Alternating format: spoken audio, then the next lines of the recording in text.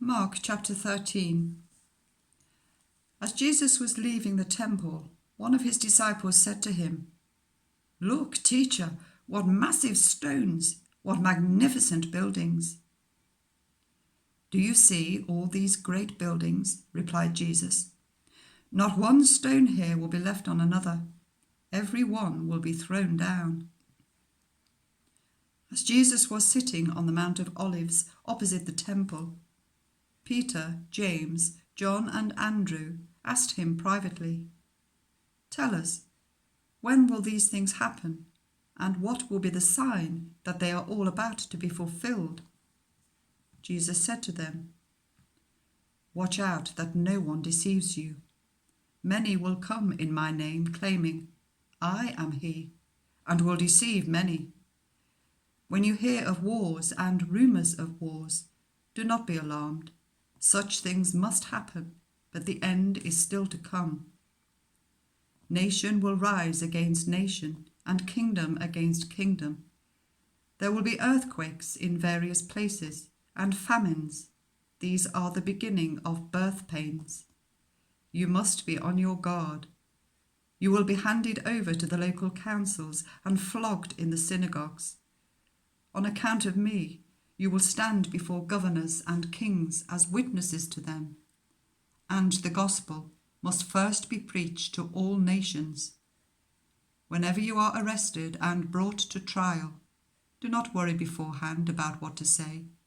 Just say whatever is given you at the time, for it is not you speaking, but the Holy Spirit. Brother will betray brother to death, and a father his child. Children will rebel against their parents and have them put to death.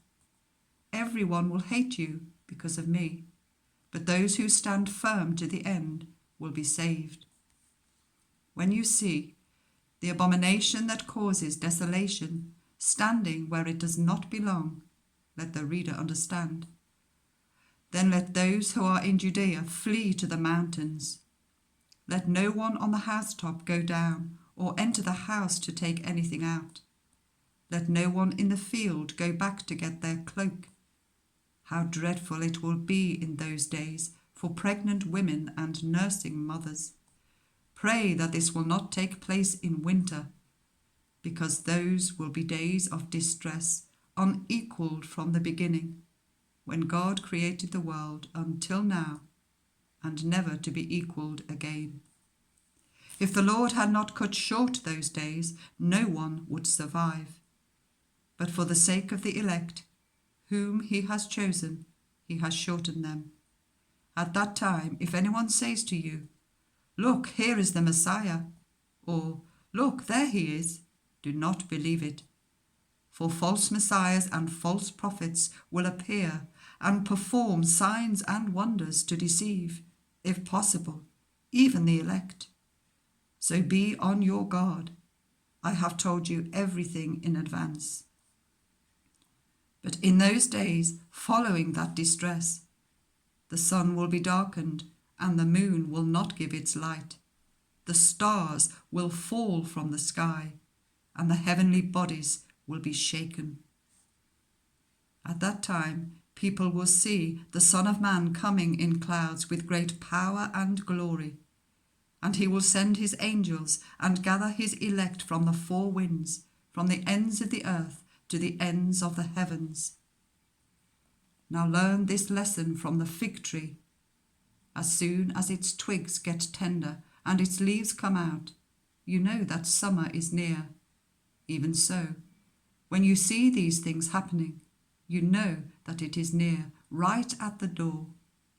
Truly I tell you, this generation will certainly not pass away until all these things have happened. Heaven and earth will pass away, but my words will never pass away. But about that day or hour no one knows, not even the angels in heaven, nor the Son, but only the Father. Be on guard, be alert. You do not know when that time will come. It's like a man going away.